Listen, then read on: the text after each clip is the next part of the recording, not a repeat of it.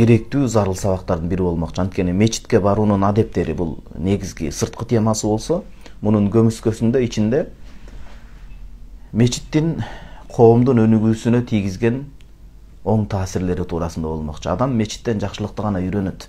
Жакшылыкка гана эргешип жетишет да, жакшылыкка гана. Ушул өтө зарыл маселелердин бири.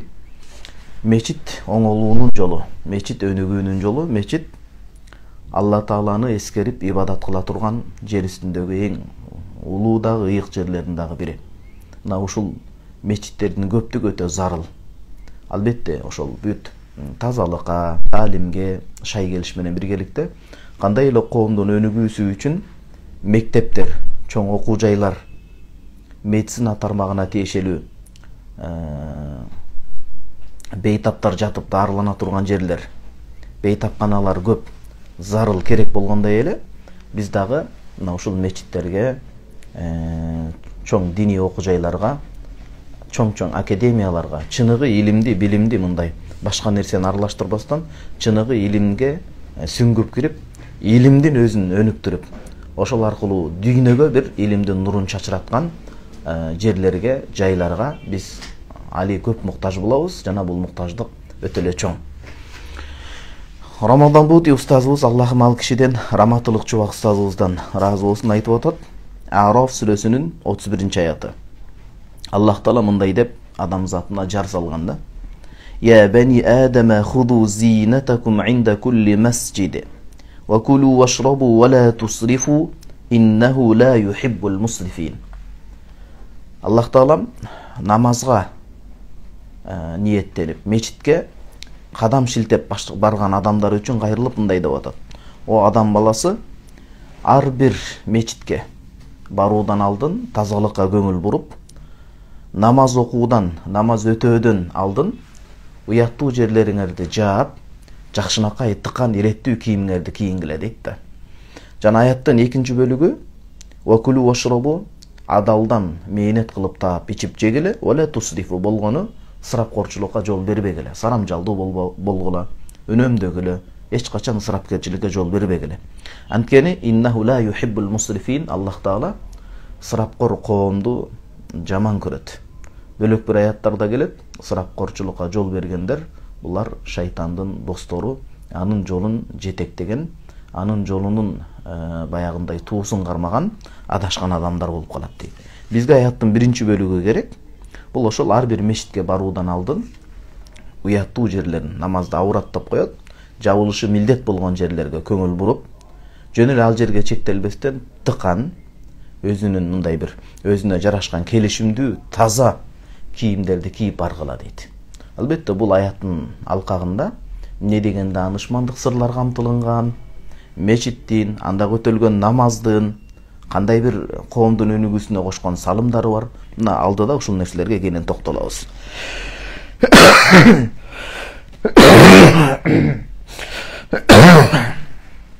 Бул аят социология тармагына тиешелүү, коомдун өнүгүүсүнө тиешелүү эң зарыл 2 өкүмдү ичине камтып алат да. Алла Таала мына ушул аят аркылуу жер бетиндеги пенделерине тиешелүү 2 чоң бир өкүмдү ичине камтып алган.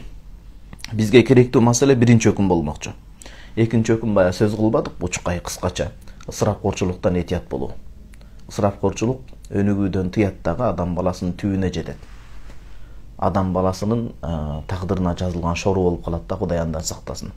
Ал кийинки алдыдагы китептин алдында кенен токтоло турган маселе бизге аяттын 1-нчи бөлүгү ошол мечитке баруунун адеби жана мечиттин коомдун өнүгүүсүнө кандай салымдарды кошкон. Адам баласы ушул мечитке баруудан алдын өзүнүн кийимине, тазалыгына жана ошол мечитке бара турган жалпы талап кылынуучу адептерге көңүл буруусу, ага ынтаа коюп даярдык көрүүсү деген сөз. Бул жерде аят исламга чейинки жалпы дүйнө жүзүндөгү, исламга чейинки адамзатынын баягындай түшүнүгүн оңдоп, өзгөчө караңгылык доорунда өмүр кечирген арабтардын ибадат кыла турган жайга баягындай туура эмес, адепсиз жорук жосундарга жол бергенин кайтарып тыйып келип атат.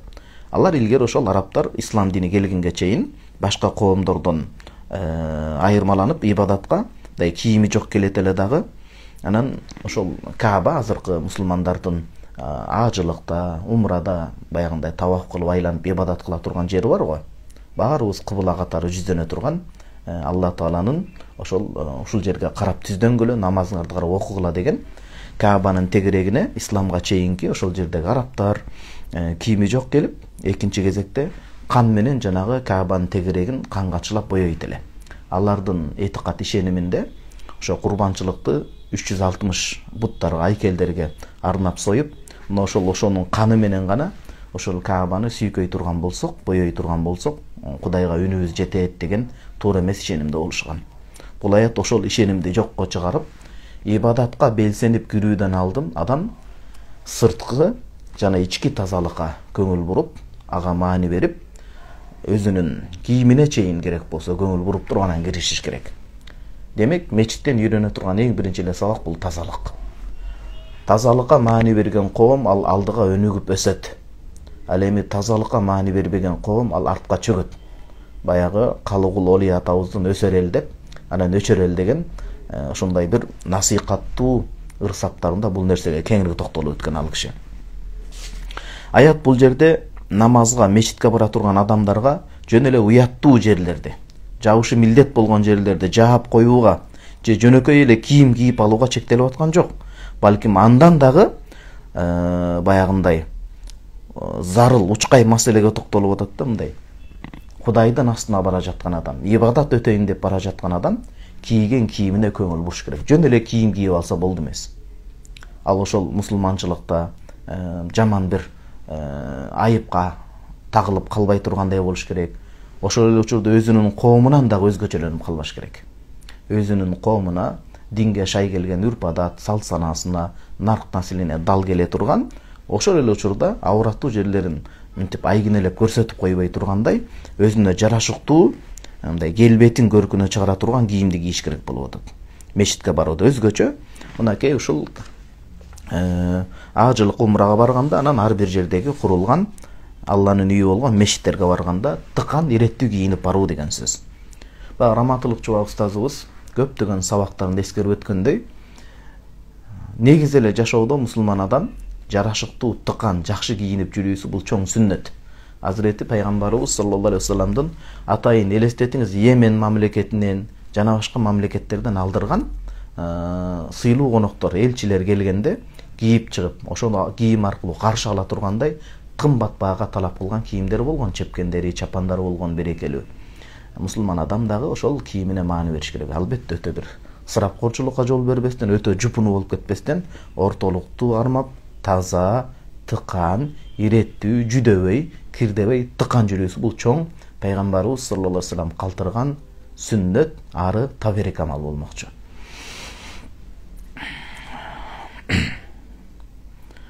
Демек, бул жерде мечитке барууда дагы жарашыктуу кийим кийүүдөн бөлөк жана авраттуу, уяттуу жерлерди жабуудан бөлөк дагы кандай даанышмандык сырлар камтылышы мүмкүн?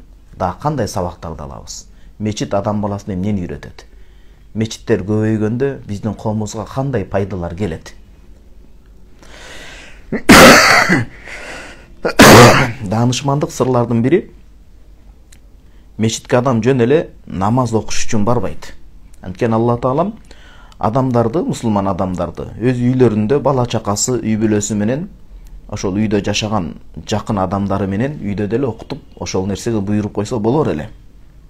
Ар бири ошол үйдүн ичиндеги бир бөлмөсүнөн, төрүнүн бир бөлмөсүнөн намаз окууга бир жайды өзгөчөлөп даярдап коюп, ошол жерде үй бүлө бала чакасы менен Кудай Таалага сыйынып, таат ибадат кылып, намазын өтөй бермек. Бирок бул жерде эмне үчүн өзгөчө эркек адамдарды, бизде Ханафи мазхабта эркек адамдарды мечитте окууга үндөп атат десе, жамаат менен окулунган намаз үйдөн жеке окуганга караганда кээ бир хадистерден маалым болгондой 27 эсе бул башталышы ихласка, жамаатта келген адамдардын ички сырткы тазалыгына, такыбалыгына, илимдүүлүгүнө, амалкөйлүгүнө жараша 27 эседен Кудайын билгенчелик соопко чейин кете берет. Бул жерде эмнеге мынчалык сооп берилип атат мечитке барганда? ушундай сооптор камтылынган. Көптөгөн азыр бул жерде алдыда айтылына тургандай таанышман сырлар бар. Анан мечитке барганда адамдар ал жерде жүздөшүп, кабар алып бири-бири менен жолугат. Мисалы жамаатка барганда адам баласы адамдары менен таанышат, ал жерде жамаат менен намаз окулат, зикир тартылып дуа кылгандайын адамдар бирге чыгат, бирге кирет, бири-бири менен таанышат да ортосунда мындай сый мамиле болот. Эч качан жамаат намаз окуп атканда имамдан озуп да кетпейт жамаат, имамдан кечигип дагы калбайт. Ибадатка бараткан адам бири-бирине жаман сүйлөбөйт. Ал жерде достук атмосфера, мындай аурасы болот да, сый, бири-бирин сыйлоо, кадырлоо.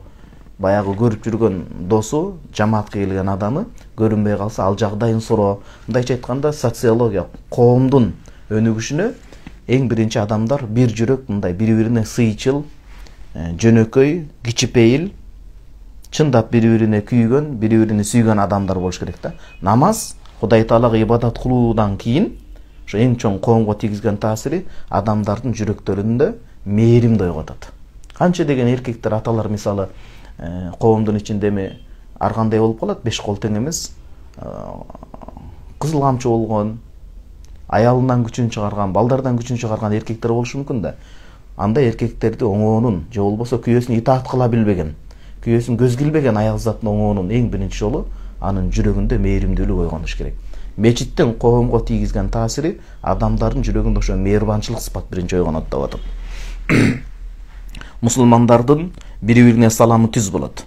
Исламдын келүүсүндөгү чоң максаттардын бири ушул, бардыгы бир жүрөктөн бири-бирин сыйлаган, бири-бирин кадырлаган адамзаты болуш керек. Жүрөктөр бир болгондон кийин анан жараткан Алла Таалага татыктуу ибадат болот.